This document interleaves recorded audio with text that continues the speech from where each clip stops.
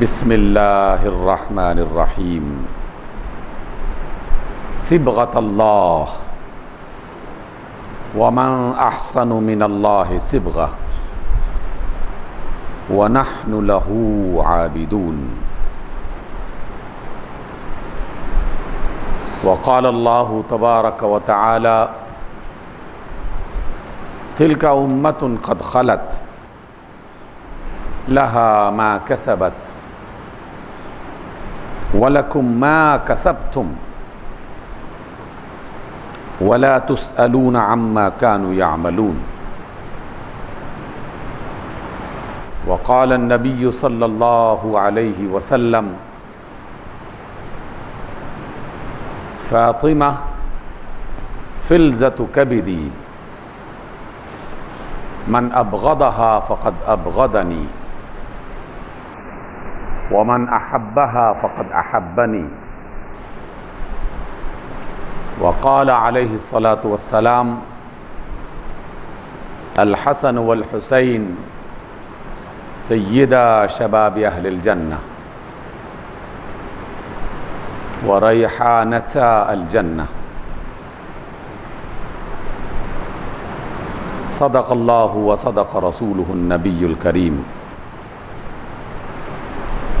सामिन गिरामी, सबसे पहले सूरत अल बक़रा इसकी आयत नंबर 138 और उसके बाद आयत नंबर 141 ये आपके सामने पेश की गई। और फिर नबी मुहतरम नबी रहमत सल्लल्लाहु अलैहि वसल्लम के दो फरमान आपकी खिदमत में पेश किए गए। ये बात हम अपनी मजालिस में बारहा बयान कर चुके और ज़िक्र होता रहेगा कि कुरान मजीद में ख़ास तौर पर और उसकी रोशनी में बनने वाले क़यामत तक मुख्तलिफ़ किस्म के किरदार वो लोगों की रहनुमाई करते रहेंगे जो अल्लाह से मोहब्बत रखने वाले और अल्लाह के रसूल से मोहब्बत रखने वाले हैं। उनके किरदार भी नुमायाँ रहेंगे और वो हालात के मुताबिक अपने एक्शंस के ज़रिए से हमारी रहनुमाई फरमाएंगे और फरमाते रहे हैं। और जो अल्लाह और उसके रसूल की राह को छोड़कर और गलती, गुनाह और बगावत के रास्ते पर चलते रहे हैं और चल रहे हैं, वो एक बुरा किरदार और एक बुरी मिसाल होंगे और वो भी हमारे लिए रहनुमाई का ज़रिया बनते रहेंगे। इंसान का ख़ुद दानिशमंद होना, अक्लमंद और सियाना होना और चीज़ों की हकीकत को जानना ये ज़रूरी है। अगर मैं अपने अक्ल, अपने शऊर और अल्लाह के अता करदा इल्म को इस्तेमाल न करूं तो ना मुझे गलत गलत लगेगा और ना हक हक दिखाई देगा। इसलिए असल बात तो मुख्तलिफ़ किरदारों और करैक्टर्स पर गौर करना, उनकी हकीकत को जानना और फिर अपनी ज़िंदगी पर उसे अप्लाई करते हुए ये सोचना कि मैं इन किरदारों में से किसका साथी हूँ और किसको अपने लिए रहनुमा बना रहा हूँ। बुनियादी उसूल आज की पहली आयत में ये अता किया गया। एक बहुत ही अनमोल, मुख्तसर और जामे ये जुमला है, कुरान की आयत है। अल्लाह फरमाते हैं कि सिबग़तल्लाह, अल्लाह का रंग इख्तियार करो। वमन अहसनु मिनल्लाहि सिबग़तन, और अल्लाह से बेहतर किसी और का रंग नहीं हो सकता। और यहाँ रंग से मुराद है तमाम तर मुफस्सिरीन, असहाब और ख़ुद रसूलुल्लाह सल्लल्लाहु अलैहि वसल्लम की वजाहत के मुताबिक कि अल्लाह की जो सिफ़ात कुरान में बताई गई, रसूलुल्लाह सल्लल्लाहु अलैहि वसल्लम ने जिसका तज़किरा किया, तो अल्लाह की सिफ़ात ही दर हकीकत अल्लाह का रंग है। और यकीनन वो बेइंतहा हैं, लेकिन उनमें से कुछ बुनियादी सिफ़ात जिसका ताल्लुक़ हमारी ज़िंदगी के साथ जोड़ दिया गया और उसको इख्तियार करने का बाकायदा दो टोक अंदाज में हुक्म दिया गया। कहीं रसूलुल्लाह सल्लल्लाहु अलैहि वसल्लम ने उस पर अमल करके दिखाया, कहीं बातों के ज़रिए से बात समझाई। तो इस एतबार से अल्लाह का रंग जानने के लिए कोई ज़्यादा मुश्किल नहीं उठाना पड़ती कि अल्लाह ताला के तो करोड़हा किस्म के रंग हैं, हम क्या जान सकते हैं कि वो क्या क्या रंग हैं। जिन सिफ़ात का ताल्लुक़ हमारी इंसानी ज़िंदगी के साथ है, हमें उनके बारे में पहले जानना चाहिए और अपने इल्म में इजाफ़ा करते रहना चाहिए। अल्लाह रब्बुल इज़्ज़त ने ये बात इरशाद फरमाई कि लिल्लाहि मा फ़िस समावाति व मा फ़िल अर्द, आसमानों और ज़मीन में जो कुछ भी है वो सब अल्लाह का है।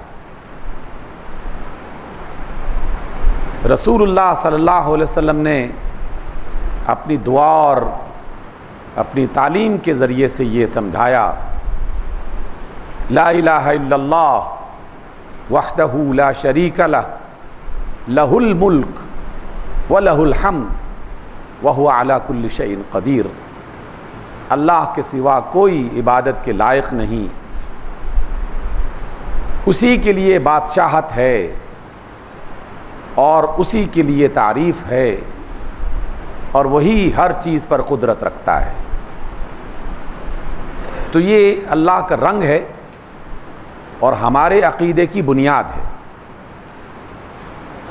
इसलिए दुनिया में कोई मुसलमान, चाहे उसकी कोई भी हैसियत हो, वो एक आम मुलाजिम है, एक आम वर्कर है, एक आम आदमी है, या एक बहुत बड़ी ज़िम्मेदारी पर वो किसी मुल्क में हुक्मरान है, बहुत बड़ा ज़िम्मेदार है, सब के लिए बुनियाद एक ही है कि हम सब अल्लाह के बंदे और इस कायनात का असल हाकिम वो अल्लाह रब्बुल इज़्ज़त ही है। इस वजह से बादशाहों को भी यही सबक सिखाया गया और ग़ुलामों और ख़ादिमों को भी यही सबक सिखाया गया। गोया कि अल्लाह की ये सिफ़त हमारे अक़ीदे में शामिल कर दी गई और क़यामत तक आने वाले तमाम ज़िम्मेदारान को, अवाम को भी और हुक्मरानों को भी ये समझाया गया कि तुम दुनिया में अपनी मर्ज़ी के मालिक नहीं हो, तुम अल्लाह के हुक्म के पाबंद हो। इसलिए जिस चीज़ से अल्लाह ने रोक दिया तुम्हें उससे रुक जाना चाहिए, क्योंकि ये बादशाह मुअज़्ज़म का हुक्म है। और जिस चीज़ को करने का हुक्म दिया वो तुम्हें इख्तियार करना चाहिए, क्योंकि ये भी बादशाह मुअज़्ज़म का हुक्म है।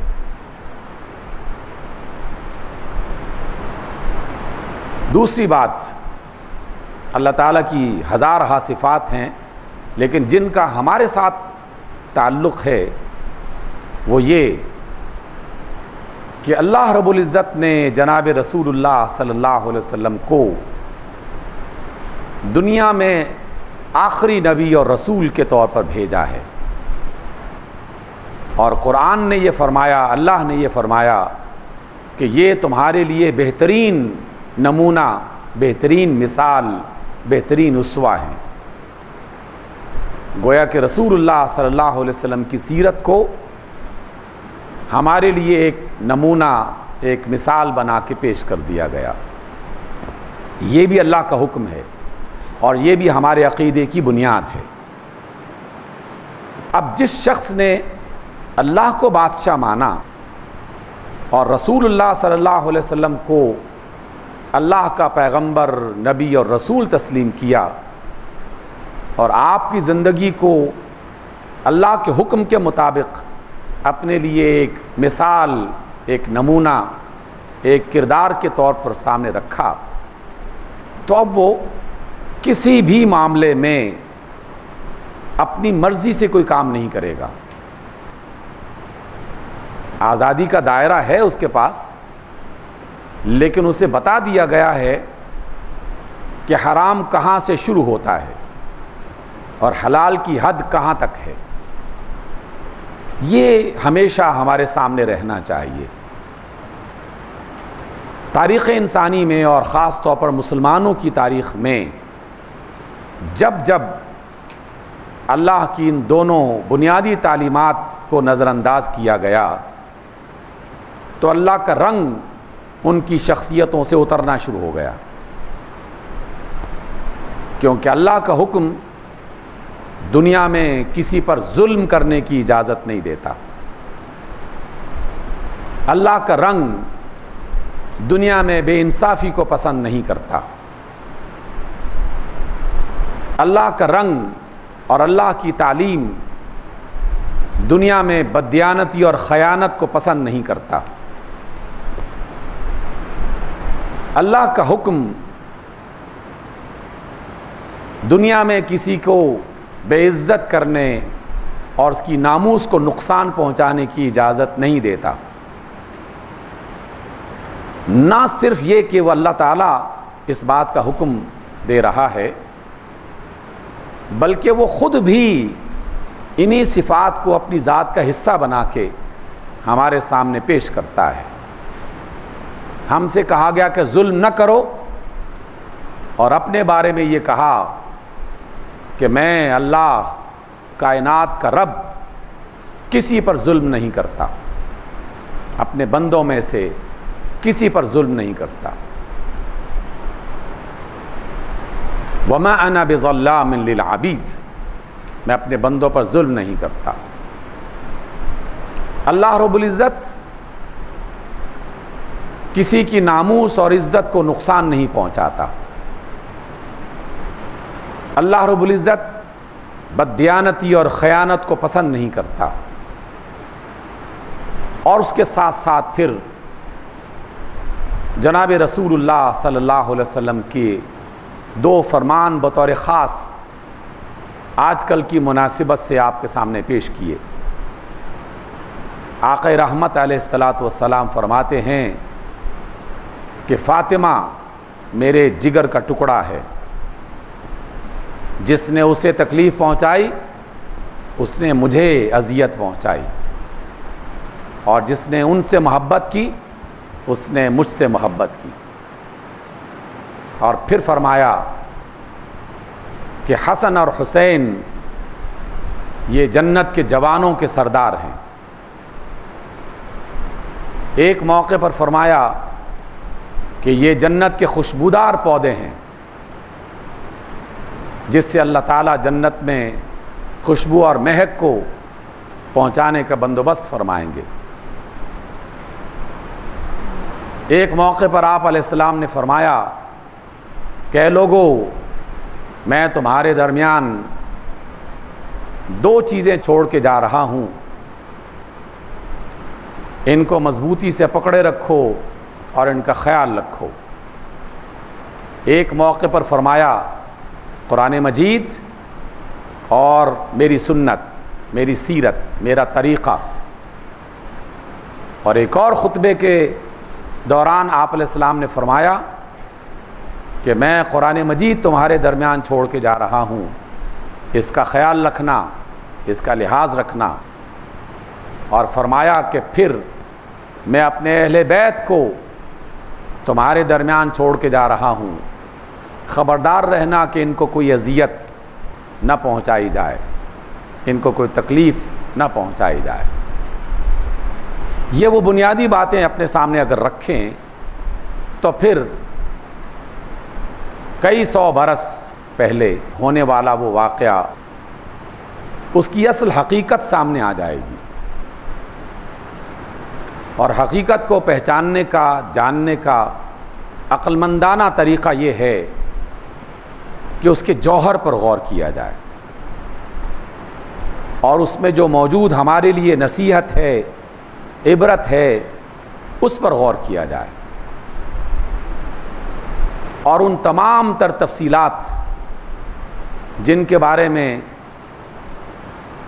गलत और सही दोनों किस्म की रिवायात दुनिया में मौजूद हैं, उनकी तरफ तवज्जो न दी जाए। अब इस सारी गुफ्तगू का खुलासा हमारे सामने क्या आता है?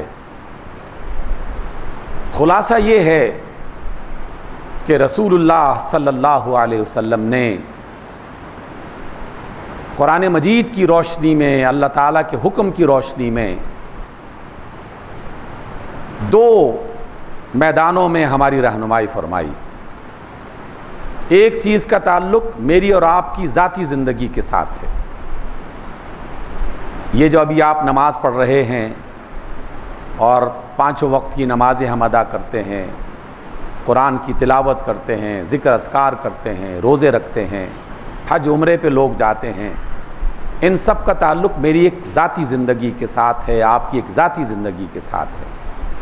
इबादत का ये जुज़ बंदे के इनफरादी अंदाज में उसे लाजिमन पूरा करने हैं और अल्लाह ताला ने इनको फ़र्ज़ करार दे दिया है। कुरान मजीद और रसूलुल्लाह सल्लल्लाहु अलैहि वसल्लम की तालीमात का दूसरा बड़ा जुज़ वो हमारे निज़ाम से है, हमारी रियासत से है, हमारे सिस्टम्स के साथ है। और ये कोई ख़याली बात नहीं है या किसी बंदे का ज़ाती सोचा हुआ फ़लसफ़ा नहीं है। ये कुरान मजीद की तालीमात हैं, रसूलुल्लाह सल्लल्लाहु अलैहि वसल्लम की तालीमात और आपकी ज़िंदगी के वो तमाम साल जो आपने मदीना मुनव्वरा की रियासत को कायम करने के बाद वहाँ गुजारे, जो जो इदारे बनाए, जिन इदारों को जिस तरह से चलाया और उस सिस्टम को आगे बढ़ाने की जिस तरह की तालीमात दी, उसका ताल्लुक़ इस दूसरे हिस्से के साथ है। इनफरादी अंदाज में नमाज का, रोज़े का, लिबास का, हया का इंसान एहसास करता रहा और उस पर अमल करता रहा, और इनफरादी तौर पर कुछ लोग सुस्ती का भी शिकार हुए, कुछ लोगों ने मुखालिफत भी की। उसका ताल्लुक़ अल्लाह और उसके बंदे के साथ है। उसकी जज़ा और सज़ा का फ़ैसला अल्लाह रब्बुल इज़्ज़त ख़ुद फरमाएगा। इसलिए हम किसी बंदे के उन ज़ाती मामलात को अपनी मजालिस में और अपनी गुफ्तगू का हिस्सा नहीं बनाते। अलबत्ता जिन चीज़ों का ताल्लुक़ माशरे से है, सोसाइटी से है, तमाम उम्मत के मामलात से है, सिस्टम और निज़ाम से है, उन्हें नज़रअंदाज नहीं किया जा सकता। बदकिस्मती ये कि 200 साल की अंग्रेज़ों और फ्रांसीसियों और वलंदेज़ियों की ग़ुलामी के दौर में ये दूसरा हिस्सा हमारी गुफ्तगू से निकाल दिया गया, हमारे गौर व फ़िक्र के दायरे से इसको बाहर निकाल दिया गया। सिर्फ नमाज रोज़ा ये मौजू रहा, ये तालीम जारी रही किसी न किसी अंदाज में, लेकिन आहिस्ता आहिस्ता जब आप एक चीज़ में कमज़ोर होना शुरू हो जाएं, वो कमज़ोरी फैलना शुरू हो जाती है और फिर आहिस्ता आहिस्ता पूरे माशरे को अपनी लपेट में ले लेती है। कुछ लोगों ने नमाज छोड़ी,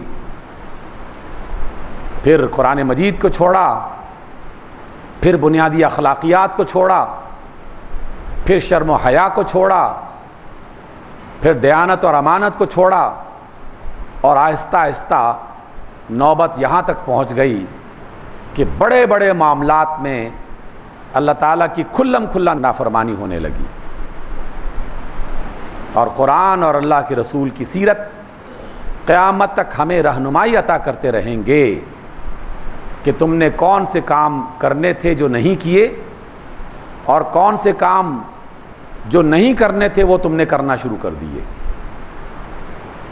जो फ़र्द भी हसनैन करीमैन अलैहिमुस्सलाम की सीरत को पढ़ना चाहता है और सैयदा फ़ातिमा और सैयदा ज़ैनब की सीरत को पढ़ना चाहता है, और रसूलुल्लाह सल्लल्लाहु अलैहि वसल्लम की सीरत को पढ़ना चाहता है तो वो कुरान मजीद और रसूलुल्लाह की तालीमात की रोशनी में पढ़े।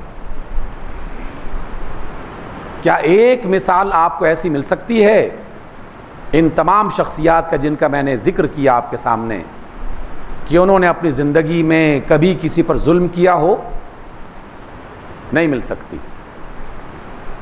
क्या एक मिसाल मिल सकती है कि इन अजीम शख्सियात ने जिनका ज़िक्र मैंने अभी किया इन्होंने किसी का माल खाया हो या बैतुल माल में से कुछ पैसे हड़प करके उसमें बदयानती की हो?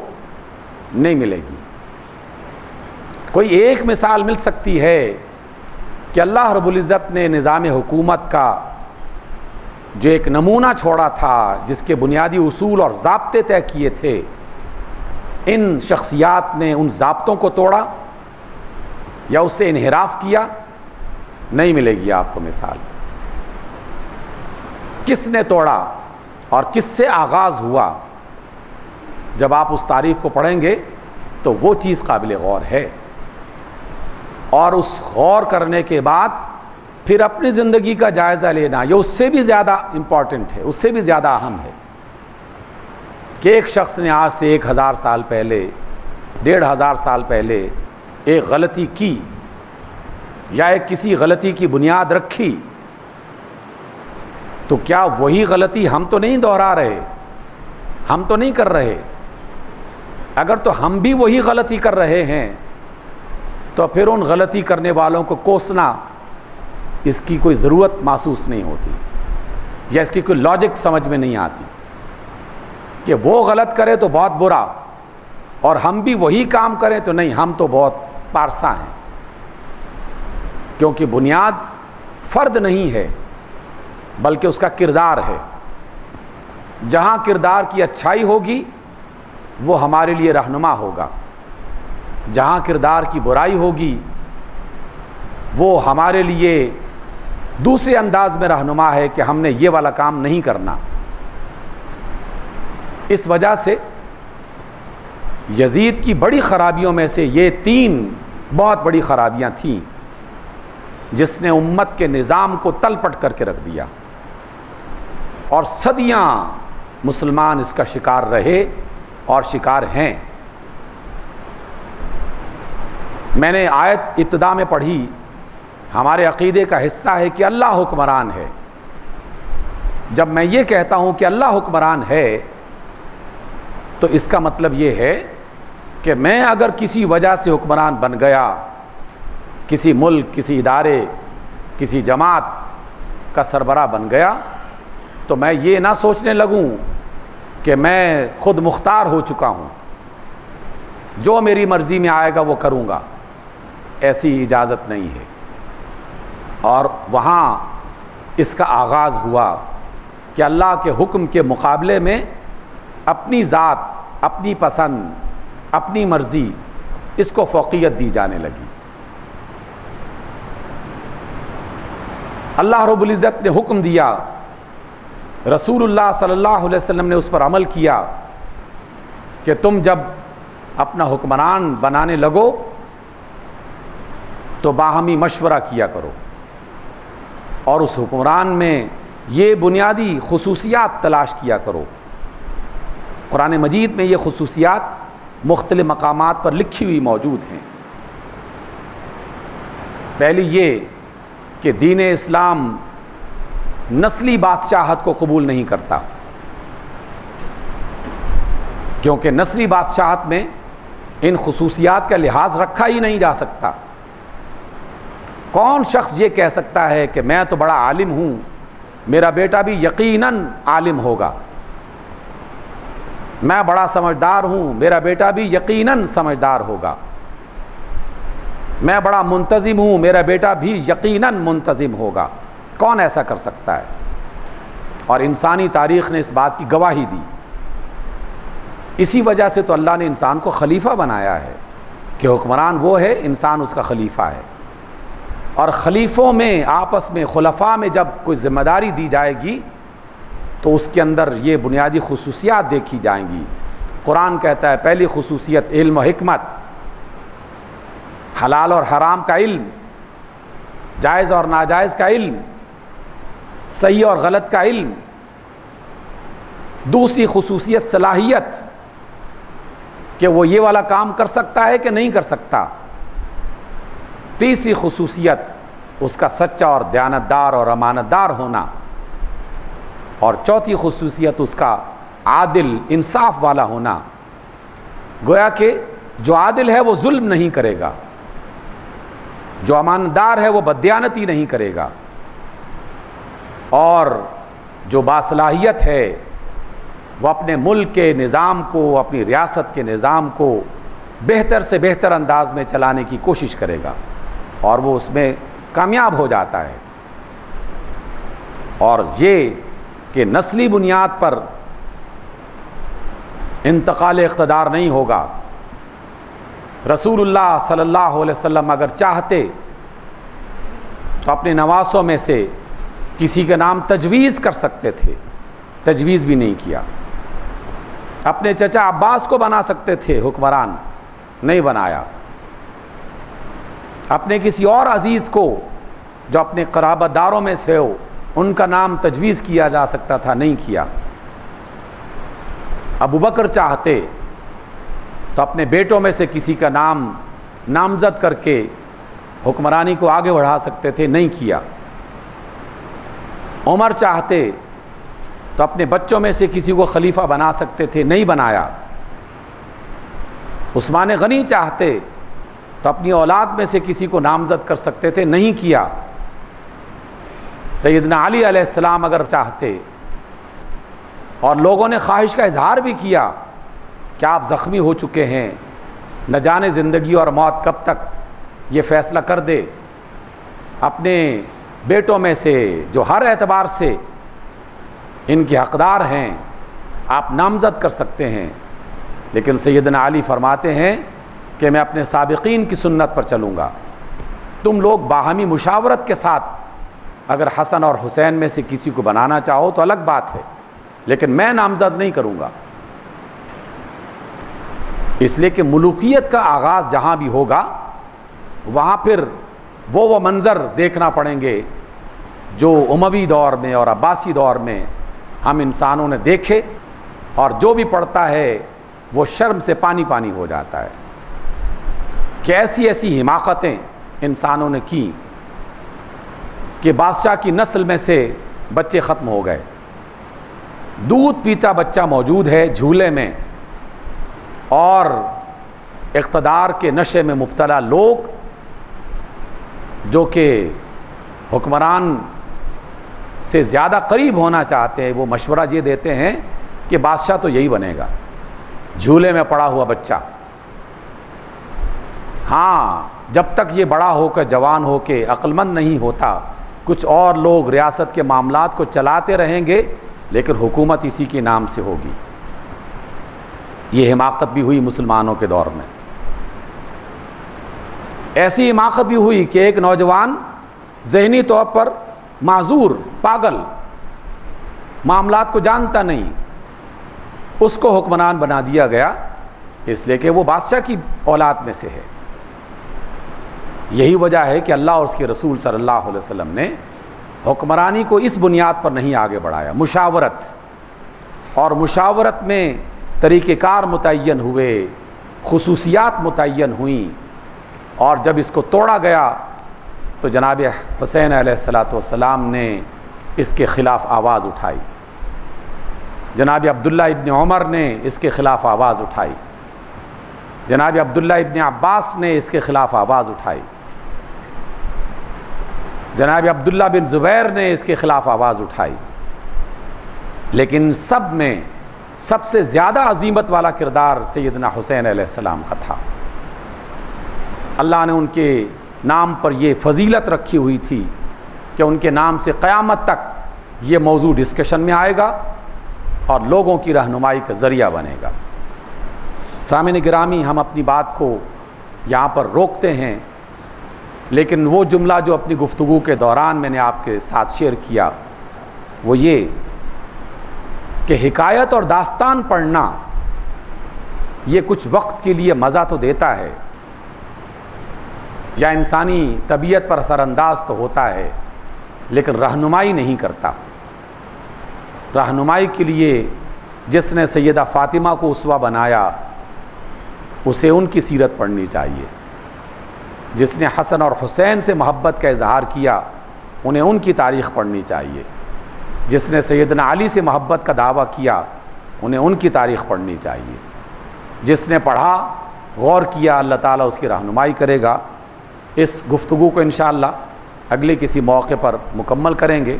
अल्लाह ताला मुझे भी हक़ बयान करने और हक़ बताने की तौफ़ीक़ दे और उसके मुताबिक अपनी ज़िंदगी को बदलने की भी अल्लाह रब्बुल इज़्ज़त तौफ़ीक़ फ़रमाए। और आपको भी अक़ूलु क़ौली हाज़ा वस्तग़फ़िरुल्लाह ली व लकुम।